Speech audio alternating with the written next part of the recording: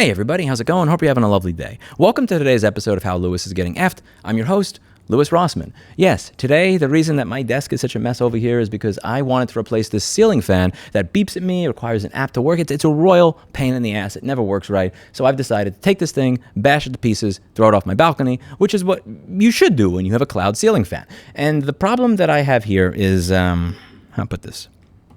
Every time I've opened anything in this house with regards to wiring, it really tests my resolve with regards to right to repair. I would pan the camera so that you could see that, but I don't want to inflict that level of harm on my audience. I can curse, I can scream, I can yell, but there are some levels of profanity that should just not be seen on camera.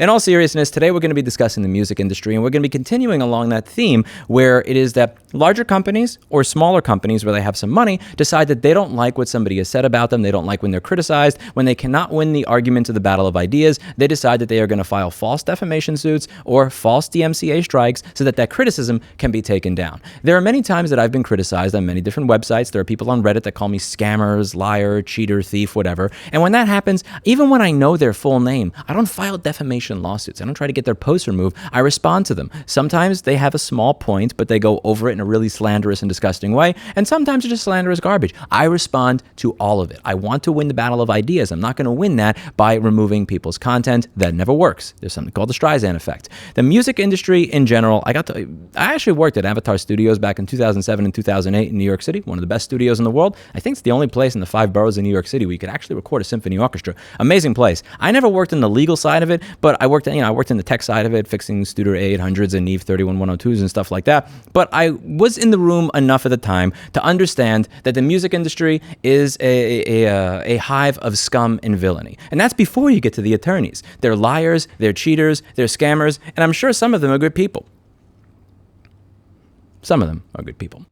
This one I'm sure is a good person. So let's go over her particular issue. So what she decided to do is she decided to go over the legal contracts, both the terms of service and something called a certified license from a company called Splice. Splice allows you to find sounds and clips and stuff like that, and that you can use inside some of your content. And she found out as a music industry attorney, professional attorney, certified by the bar, that some of these terms of service were somewhat misleading and also confusing. So she did a video that was very long and detailed where she went into this. A lot of the terms that Splice has are confusing. Some of these terms say things like the user can't transfer their agreement or rights, but this conflicts with other parts suggesting that you can freely license, remix, or adopt samples. The terms don't clearly explain how long users can access these certified license, which are very important for providing legal use of a sample. If I have a sample and I've uploaded that to a particular website, I need to be able to demonstrate that I am not going to get sued because I actually have the right to use this particular sample. I need to be able to demonstrate that to everybody that I'm distributing music with, or I may not be able to get my royalties.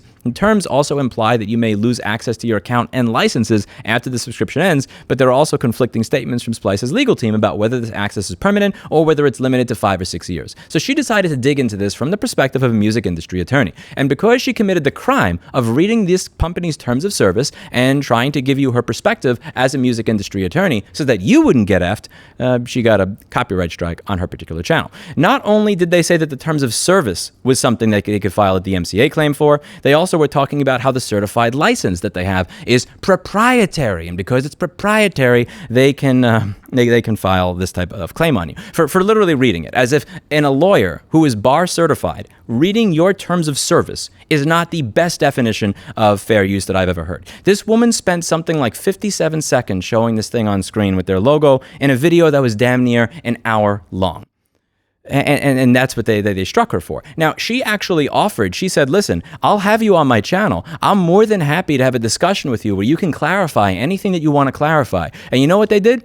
They struck her shit anyway. Rather than have an honest conversation, because I'll do that. You go to Reddit, whether it's a right to repair subreddit where I'm a hero or r/Apple where everybody hates me, I will have an honest conversation with anybody who's willing to listen. Were they willing to have an honest conversation? No. They were afraid to have that honest conversation. Rather than actually engage with somebody, they decided to just kind of remove their video.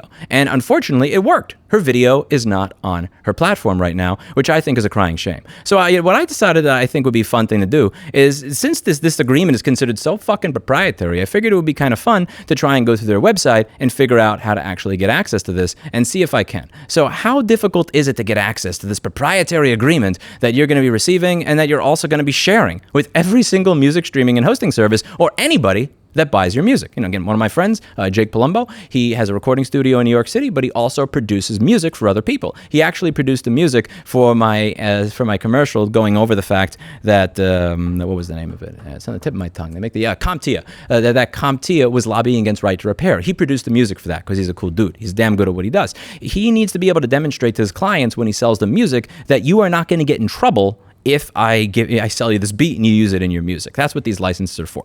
So let's go through this. So the way this works is I can make an account here. I just made an account. Let me add some sounds to my library. So it says over here that I need to sign up for a subscription, start free trial. As usual, it's going to require a credit or debit card, which most companies hope that I'm going to forget, which is why I use privacy.com. Check out privacy. Look at this shit right here. Look at how fucking beautiful this is. I can create a virtual card.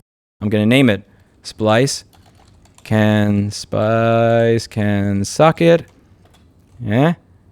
They should sponsor me. This is the kind of shit I'd actually have on the channel as a sponsor. No, not kidding. So what this does is I can add a debit card, which I hope to God I block out the last 4 digits of. And then after I do that, it creates me a credit card that I can copy and paste into here.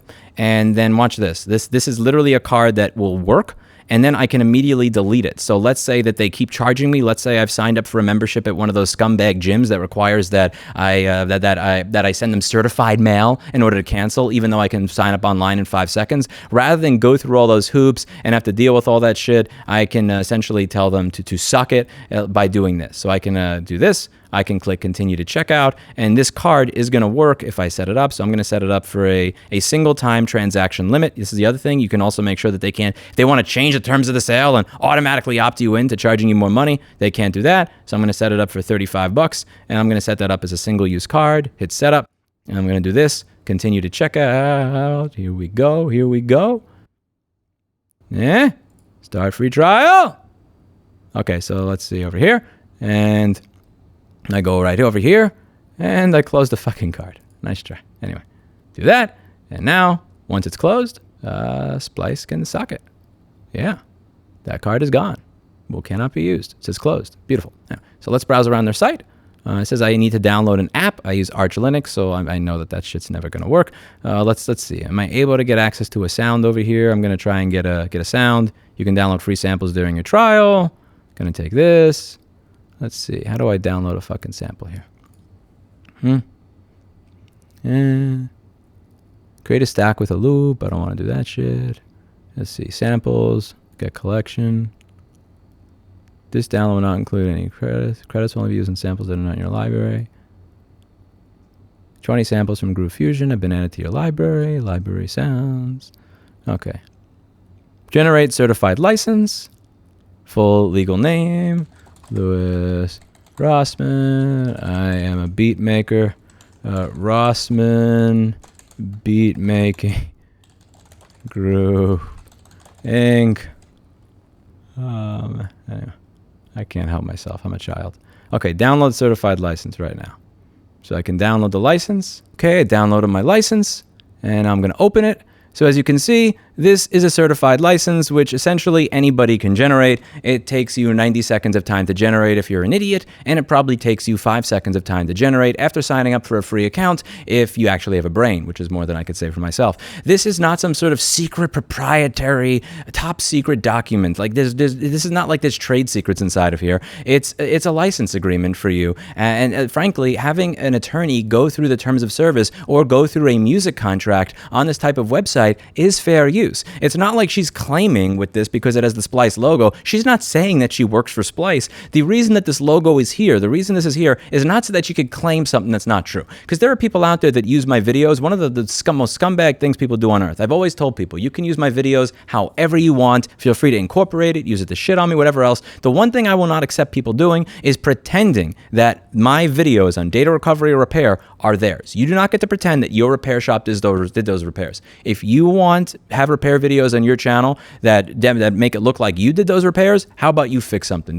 You're not allowed to claim authorship of it. But over here, she's not trying to claim authorship. She's not trying to say that I work for Splice. She makes it very obvious that she has her own legal services, and she makes it very obvious in all of her videos she's separate from Splice. So the idea that this can be taken down for some sort of copyright bullshit because she's showing a proprietary document that takes 10 seconds to find that has their logo on it is bullshit. The reason that logo is there is not so that she can claim authorship of the document or pretend that she's an authorized agent of Splice. That is on the document so that she can demonstrate that what she's reading is a Splice document and not something that she pulled out of her ass. That's something that is there for identification purposes. This would be similar to if I show you a 10K or a 10Q from a company like Verizon, they have their logo in the corner of it or something, and they say that that's a copyright violation, as if it's not fair use if somebody is using this to demonstrate the profits that they've made in a given year when talking about fines they've faced from the FTC.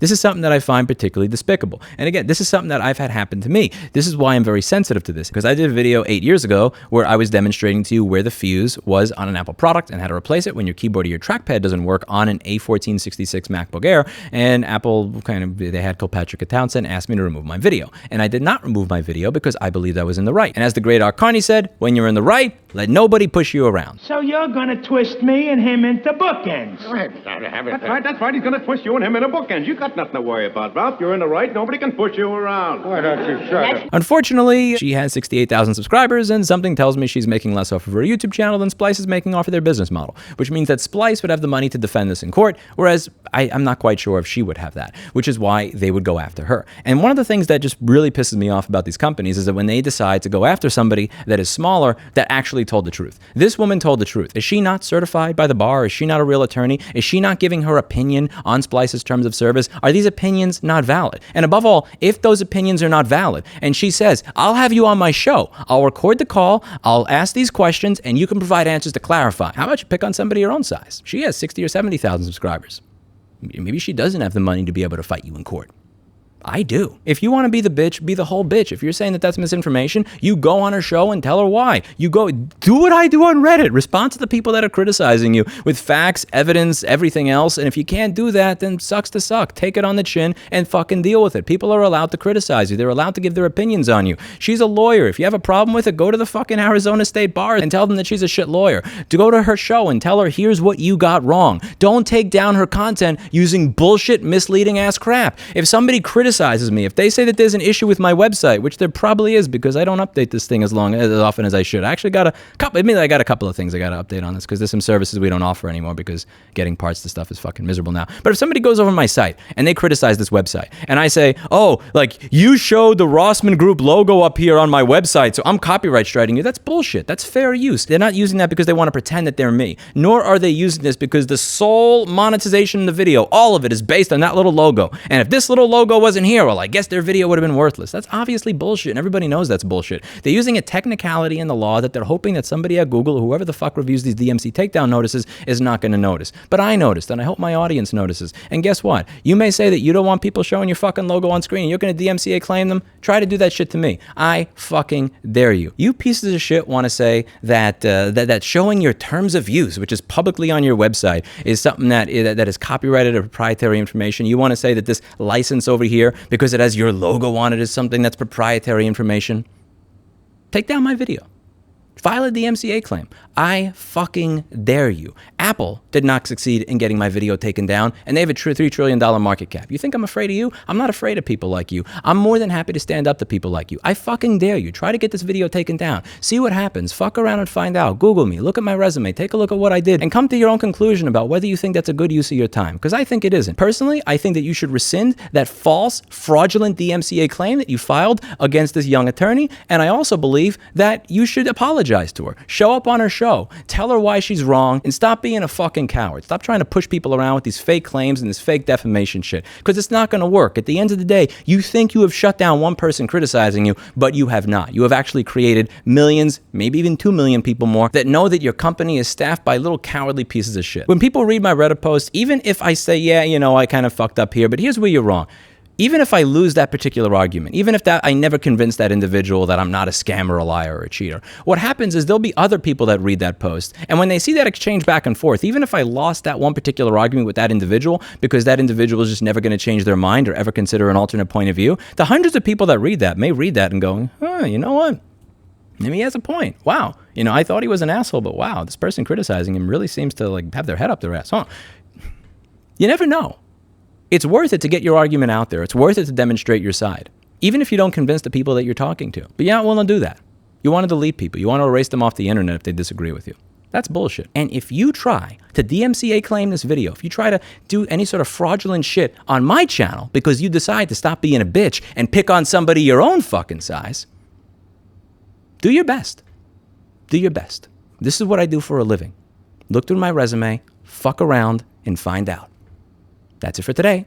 And as always, I hope you learned something. I'll see you all in the next video. Bye now.